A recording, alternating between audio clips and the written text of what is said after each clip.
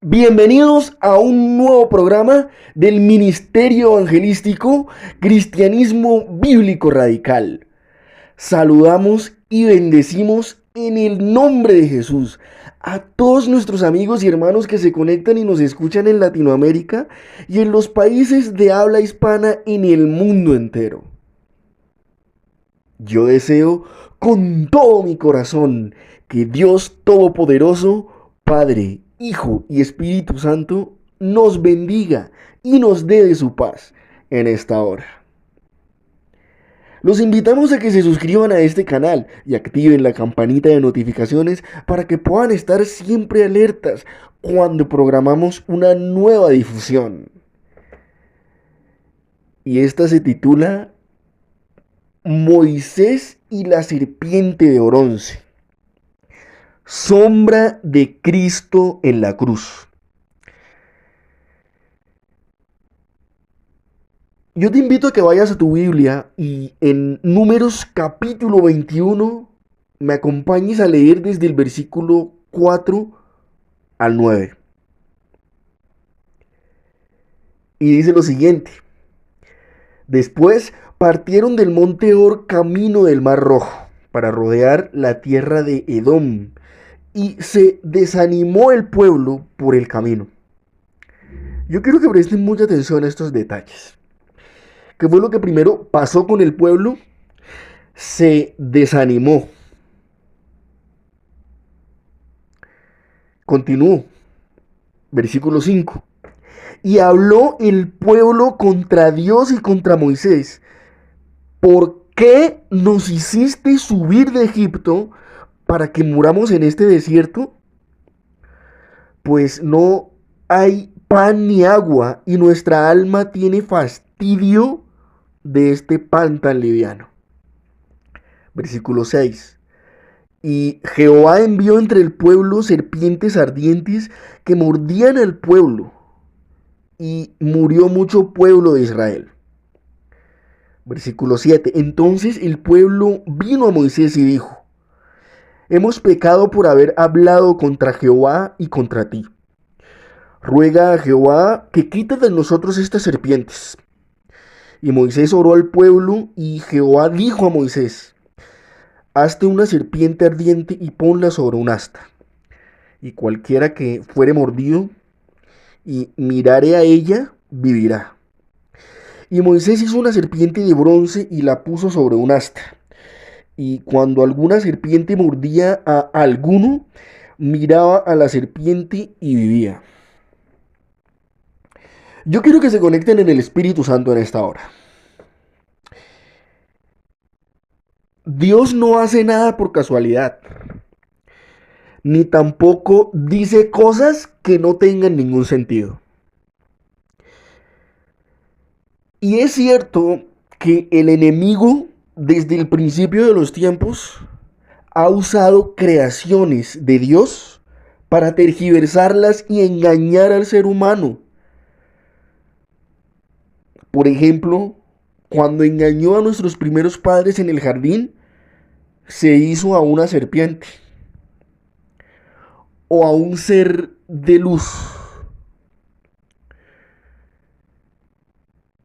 Y por este motivo, muchas cosas que han sucedido en el transcurso de la historia y de los tiempos, las ha tomado el enemigo para burlarse de alguna manera de nuestro Creador, de nuestro Señor Jesucristo. Muchos critican el hecho de que Dios le haya dicho a Moisés: hazte una serpiente. ¿Una serpiente? Y muchos dicen: ¿es que acaso una serpiente no es símbolo de lo malo, del pecado? Y no es así. También fue una serpiente lo que Dios le dijo a Moisés que convirtiera su báculo cuando fue con Aarón ante Faraón. Pero también fueron unas serpientes las que los brujos convirtieron para resistirse al poder de Dios. En este caso pasa lo mismo. Pero el trasfondo de la historia de Moisés y la serpiente va mucho más allá. Miren las palabras de Dios. Hazte una serpiente ardiente y ponla sobre un asta, y cualquiera que fuere mordido y mirare a ella vivirá.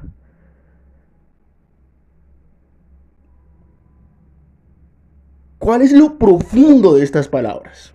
¿Qué quieren decir?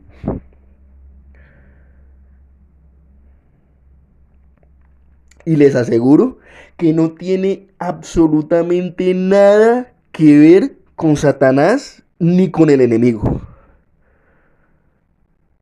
Porque en el fondo, todas las cosas que vemos y las que no vemos son obra de Dios. ¿Es que acaso el mal y el enemigo han creado algo? Jamás. Por tanto, no podemos asociarlo al enemigo. Y cuando viene de la palabra de Dios, es porque tiene que ver con algo relacionado con Dios mismo. ¿Sí están aquí conmigo? ¿Sí me están prestando atención? Miren esto tan hermoso. Solo el que veía a la serpiente vivía. Pero ¿es que acaso esto tiene alguna otra significación?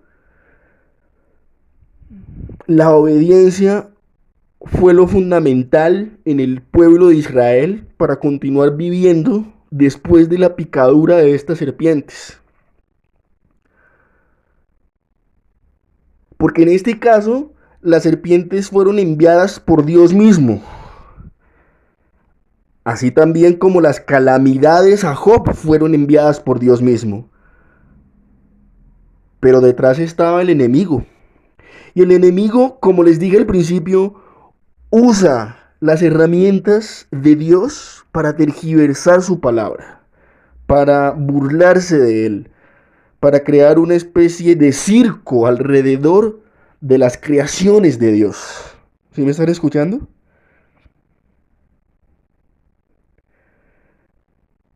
Pero nosotros no tenemos que mirar en pleno. Y cuando se trata de la palabra de Dios, tenemos que mirar a un solo sentido. A Dios como vencedor, a Dios glorificado y al enemigo derrotado. Porque en esto, así como en todas las demás cosas, Satanás siempre ha sido derrotado. Y lo será hasta el fin de los tiempos. Amén. Entonces, miren esto tan hermoso, miren esto tan precioso.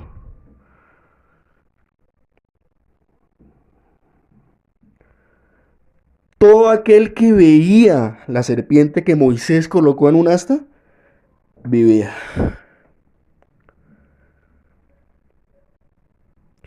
Y esta serpiente no significaba ni tenía nada que ver con Lucifer, no tenía nada que ver con el enemigo, no tenía nada que ver con lo maligno, todo lo contrario.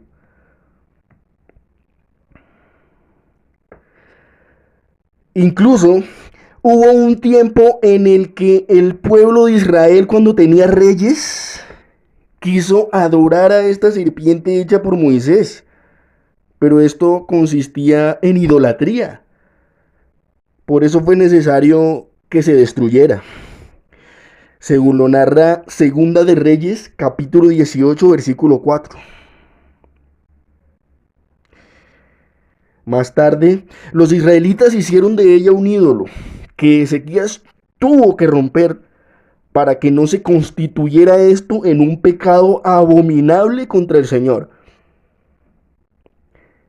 Dice lo siguiente: Él quitó los lugares altos y quebró las imágenes y cortó los símbolos de Aserá, e hizo pedazos la serpiente de bronce que había hecho Moisés, porque hasta entonces le quemaban incienso los hijos de Israel. ¿Sí se están dando cuenta? Que todo lo que Dios usa para su gloria, habiendo sido creado por Él, Satanás lo tergiversa para el mal?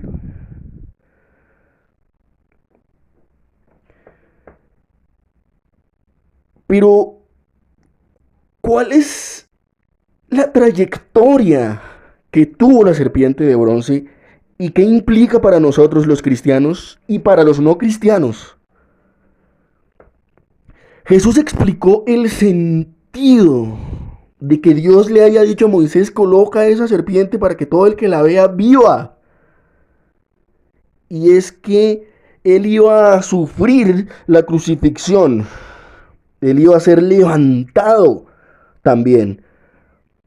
En Juan capítulo 3, versículos del 14 al 15, él le dice a Nicodemo que de la misma manera como Moisés levantó la serpiente en el desierto, así también era necesario que el Hijo del Hombre fuera levantado, para que todo aquel que creyera en él, para que todo aquel que creyera en su sacrificio, para que todo aquel que creyera en su salvación, para que todo aquel que creyera en su palabra, para que todo aquel que creyera en la redención que Él efectuaría en la cruz del Calvario, derramando su sangre por todos nosotros, entonces sería salvo.